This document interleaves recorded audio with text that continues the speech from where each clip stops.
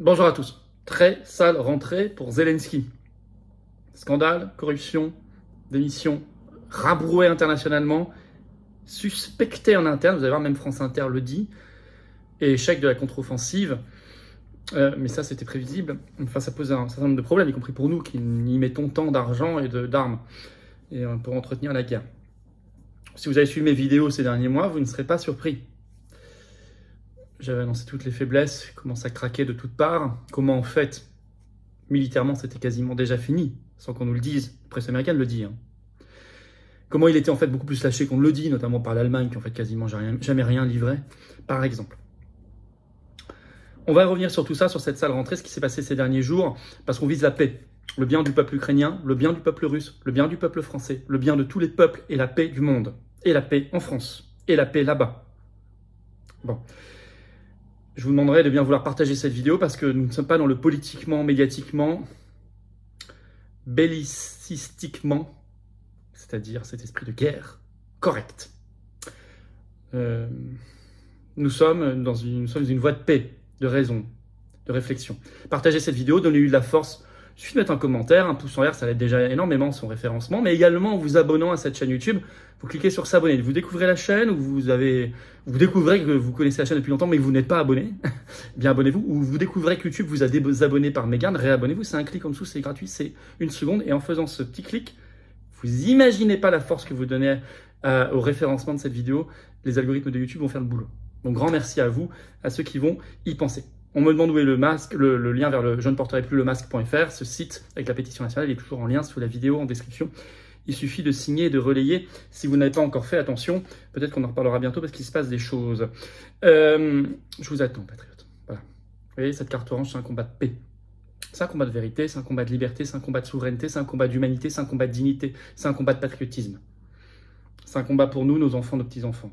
Mais c'est un beau combat, c'est un noble combat, c'est un combat dur, parfois ingrat. Mais c'est un combat qui vaut le coup, je dirais même qu'il est indispensable. On se transcende. On est au-dessus de nous-mêmes. Et on est complètement anti-oligarchique. On n'est pas dans les réseaux du pouvoir. On est dans ceux de la résistance. Et c'est très bien comme ça. Donc on n'a pas les copains banquiers, on n'a pas les millions d'euros de subventions publiques qui viennent sur nous, comme les faux partis d'opposition qui n'en font rien d'ailleurs, si ce n'est dîner avec Macron. Non. Donc venez, aidez-nous, rejoignez-nous, aidons-nous ensemble. Adhérez, réadhérez maintenant, pas demain, maintenant. Le lien pour le faire, adhérer, c'est le même. C'est le premier sous la vidéo en description. Ce lien est également en commentaire épinglé. Une petite fiche maintenant sur l'écran. Et dans les dernières secondes de la vidéo, le lien sur l'écran, choisissez. Faire un don de soutien en Patriote, c'est le deuxième lien sous la vidéo en description. Vous le savez. Tout ça, vous le savez, c'est défiscalisé aux 2 tiers pour vous. Vous le savez. Si vous mettez 60, ça vous coûte 20. Si vous mettez 30, ça vous coûte 10. Si vous mettez 300, ça vous coûte 100. Si vous mettez 3000, ça vous coûte 1000, etc. Grand bravo aux donateurs, aux réadhérents du fond du cœur. Et bienvenue aux nouveaux adhérents patriotes. Alors, sale rentrée pour Zelensky, je le disais, il y a plein de choses qui s'accumulent.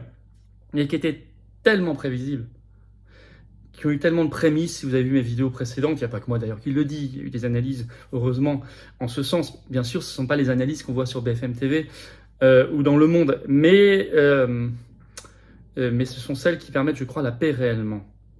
D'abord, scandale de corruption, un énième, mais là très important, avec des doutes internes sur la sincérité de Zelensky, vous allez voir. Et ça, c'est très important. Donc, dépêche AFP ce 3 septembre qui tombe, qui surprend tout le monde. Le titre, Ukraine, Zelensky annonce remplacer son ministre de la Défense. Rien que cela. Le Monde, d'ailleurs, souligne, le journal Le Monde, en pleine contre-offensive. Donc, c'est quand même surprenant. C'est un des principaux ministres, si ce n'est le principal. C'est Oleksiy Reznikov, qui était là depuis avant même février 2022.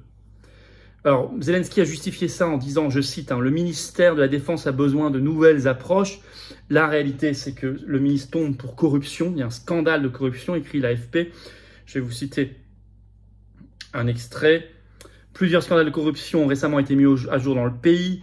L'un d'eux met en cause le ministère de la Défense qui, selon les médias ukrainiens, a signé à l'automne 2022 un contrat avec une entreprise turque pour la fourniture d'uniformes d'hiver dont le prix a triplé avec la signature. Fin août, Oleksiy Reznikov, donc le ministre, avait assuré que les prix facturés correspondaient à ce qui était offert par les fabricants en Turquie.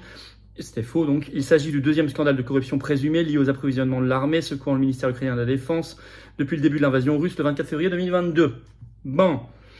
Mais le même jour, enfin la veille, France 24 précise qu'il y a eu aussi un oligarque arrêté, un des hommes les plus riches d'Ukraine, un ancien allié de Zelensky, précise France 24, le milliardaire Ihor Kolomoïski, qui a aussi été placé, je cite, en détention pour fraude et blanchiment d'argent le 2 septembre. Ça fait beaucoup. Et il y a des doutes sur place sur la sincérité de Zelensky, parce qu'on se dit, il combat la corruption, oui. Déjà, il y a beaucoup de corruption partout, ce qui est un problème quand c'est un pays qui reçoit tant d'armes et tant d'argent, de notre part notamment. La France, je rappelle, c'est 300 millions d'euros de chèques au régime de Zelensky par mois, chaque mois, depuis janvier dernier. Plus tout ce qu'on a donné en 2022. France Inter, c'est surprenant. France Inter, ce 4 septembre, leur sort une longue enquête. Le titre « Pourquoi la croisade anticorruption de Zelensky provoque l'inquiétude en Ukraine ?» Je cite, « Les mesures prises font débat avec un projet de loi controversé », écrivent-ils. Ça, c'est très intéressant parce que dans la lutte contre la corruption version Zelensky, en fait, la justice est mise de côté et ça devient en fait une espèce de bataille politicienne où c'est lui qui choisit. Et donc, il est suspecté de vouloir tout simplement régner en maître et écarter ses opposants. Je vais vous lire un extrait de France Inter. Zelensky souhaite même une nouvelle loi pour que la corruption en temps de guerre soit assimilée à un acte de haute trahison. Cette loi suscite beaucoup d'inquiétudes. Des ONG redoutent que si un tel projet est adopté, les plus gros scandales soient traités directement par le SBU, les renseignements ukrainiens, proches de la présidence, et échappent ainsi aux agences officielles de lutte anticorruption.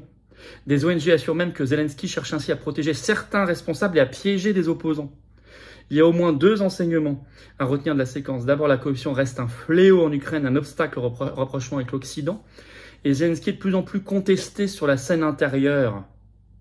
Ses adversaires cherchent désormais l'intention cachée derrière ses projets. Écoutez ça, France Inter, Zelensky est de plus en plus contesté sur la scène intérieure. On ne pouvait pas lire ça, certainement pas en plus sur France Inter, il y a encore 3 mois. Ça, c'est ce 4 septembre. Quand je vous dis ça, le rentrer. Par ailleurs, il a été humilié internationalement, mais là, il nous a refait un coup, un jeu très dangereux, je vous explique. C'était en Roumanie. Ouest France, 4 septembre, qui sort. L'Ukraine affirme que des drones explosifs russes sont tombés dans la nuit du 3 au 4 septembre en Roumanie, qui dément. Alors l'info, elle avait été portée par le porte-parole du ministère des Affaires étrangères ukrainien, Oleg Nikolenko, à l'AFP, et le porte-parole des gardes-frontières ukrainiens, qui déclare qu'effectivement, il y a eu des drones explosifs russes en Roumanie. Ça a changé la configuration de la guerre. Alors je cite, « Selon les informations des gardes-frontières de l'Ukraine, lors d'une attaque massive menée par la Russie dans la zone du port ukrainien d'Izmaïl, des drones Shahed russes sont tombés et ont explosé sur le territoire de la Roumanie cette nuit », a affirmé le porte-parole du ministère des Affaires étrangères ukrainien à l'AFP. Selon Andrei Dimetchenko, porte-parole des gardes-frontières joint par l'AFP, l'Ukraine a enregistré 2 détonations sur le territoire roumain dans la zone du port d'Izmaïl lors de l'attaque nocturne russe. Attention, parce que la Roumanie, c'est un pays dans l'Union européenne et dans l'OTAN. Donc là, possiblement, on allait vers la 3e guerre mondiale avec ce genre de déclaration. Irresponsable. Et ça nous rappelle le coup qu'il avait déjà fait mi-novembre 2022 avec des soi-disant missiles russes qui étaient tombés en Pologne. Souvenez-vous, on en avait parlé. La RTBF, par exemple, avait sorti un article le 16 novembre 2022 dans lequel il était écrit que Zelensky insistait pour dire que c'était bien des missiles russes qui étaient tombés en Pologne. Pareil, pays de l'UE, pays de l'OTAN, guerre mondiale. Or, dès aussi le 16 novembre, l'AFP avait titré ainsi « Ces missiles proviendraient de la défense aérienne ukrainienne selon les États-Unis ». Et c'était en fait ukrainien. Mais c'était très irresponsable et très fou de dire ça. Là, pareil, ils ont récidivé avec la Roumanie. Heureusement, le jour même, on apprend dans la presse, je cite, que la Roumanie dément catégoriquement. À aucun moment, ça n'a eu lieu, dit officiellement la Roumanie. Donc c'est un mensonge très très fou. Avec une 3e guerre mondiale possible à la clé. Ça le rentrait aussi, au-delà de ces problèmes, ces scandales, cette remise en cause interne, cette humiliation internationale, c'est l'échec qui continue pour la contre-offensive ukrainienne. Et là, ils perdent un peu leur nerf. Alors, c'est rapporté par l'agence Reuters, ce 31 août. Le titre, l'Ukraine dit à ceux qui critiquent la lente contre-offensive de se taire, de la fermer. Ils perdent leur nerf. En effet, écrit Reuters, les États-Unis et d'autres responsables occidentaux ont suggéré que la contre-offensive n'était pas à la hauteur des attentes. Je vais vous lire un petit extrait. Près de 3 mois après le lancement d'une contre-offensive tant vantée, utilisant des centaines de milliards de dollars d'équipements militaires occidental, l'Ukraine a repris plus d'une douzaine de villages, mais n'a pas encore pénétré les principales défenses de la Russie. Des articles dans le New York Times, le Washington Post et d'autres organes de presse la semaine dernière ont cité les États-Unis et d'autres responsables occidentaux comme suggérant que l'offensive n'était pas à la hauteur des attentes. Certains ont blâmé la stratégie de l'Ukraine, y compris en la blâmant d'avoir concentré ses forces au mauvais endroit. Moscou affirme que la campagne ukrainienne a déjà échoué. c'est le parfum de rentrée. Hein. C'est une sale rentrée en conclusion pour Zelensky. En fait, militairement, c'est déjà fini depuis longtemps. Alors, sauf si on passe sur autre chose ensuite. Hein. Nucléaire, guerre mondiale, extension du conflit, l'Afrique qui rentre dans le... J'en sais rien, on a étudié tout ça sur cette chaîne. Je n'ai pas de don de divination. J'essaie d'analyser avec vous, avec les informations les plus précises possibles en France et dans le monde entier. Mais en tout cas, dans le contexte actuel, c'est déjà fini depuis longtemps. Mais on ne le dira pas. Il est temps donc d'arrêter de nous épuiser, de nous ruiner par ailleurs, d'épuiser notre armée par ailleurs, de la déplumer, d'entretenir une guerre artificielle. Et un Zelensky qui est un facteur de guerre dangereux qu'on fait cette nouvelle histoire en Roumanie. La France doit demander urgemment d'arrêter tout ça et des négociations de paix. Que la France se libère un peu de ses influences atlantistes, UE, OTAN, qu'elle s'en libère et qu'elle demande la paix, négociation de paix. Alors jouerait un grand rôle historique avec d'autres pays. On doit toujours prôner cela et agir sur les opinions publiques pour qu'elles poussent à cela. C'est pour ça qu'il faut partager, si vous voulez bien, cette vidéo, lui donner de la force, vous savez, un commentaire, un pouce en l'air, ça aide tellement à un meilleur référencement de la vidéo. Ça prend une seconde, mais pareil, surtout s'abonner à la chaîne. Vous cliquez en dessous sur s'abonner, un clic, hop, c'est gratuit. Ça référence tellement la vidéo par rapport à ne pas être abonné. Peut-être ça fait des années que vous regardez les vidéos de ma chaîne, vous n'êtes pas abonné. Peut-être le moment de le faire. Peut-être que vous avez été désabonné par YouTube, vérifiez, réabonnez-vous. Peut-être que vous êtes nouveau, bienvenue, abonnez-vous. Profitez-en pour appuyer sur la petite cloche à côté, comme ça vous êtes notifié dès qu'il y a une nouvelle vidéo, un nouveau direct sur la chaîne en plus. Pratique pour tout le monde. Voilà, je vous attends, patriotes. J'ai vraiment envie que vous deveniez adhérent, ou reprenez votre adhésion, vous la repreniez si elle date d'il y a plus d'un an, qu'elle n'est plus à jour, que vous fassiez un don si vous pouvez au mouvement, quel que soit le montant, selon vos capacités, pour l'aider à faire tous les jours, des tracts distribués, des affiches collées, des événements, des manifs, des opérations coup de poing, des congrès, les élections européennes l'an prochain, de rassemblements. C'est beau. Mais on n'a pas, nous, les aides de l'oligarchie, puisqu'on est anti-oligarchique. On n'a pas les aides du système, on n'a pas les aides des médias, des banques, de l'État, avec ses millions d'euros, non. Mais on fait, et on fera. On lâchera rien. Pour des belles valeurs. Pour des belles valeurs. Par respect pour ceux qui sont morts avant nous, c'est la mémoire. C'est le respect. Et pour ceux qui viennent après nous. Comment on fait pour adhérer? C'est le premier lien sous la vidéo en description. Ce lien est également en commentaire épinglé. Et dans quelques secondes, un lien sur l'écran apparaît. Faire un don de soutien au mouvement, c'est le deuxième lien sous la vidéo en description. C'est tout simple. Tout ça, c'est défiscalisé aux 2 tiers pour vous. Vous mettez 100, ça vous coûte 30 et quelques, vous avez compris. Bravo aux donateurs, aux adhérents, bienvenue. Aux nouveaux adhérents patriotes et vive la France.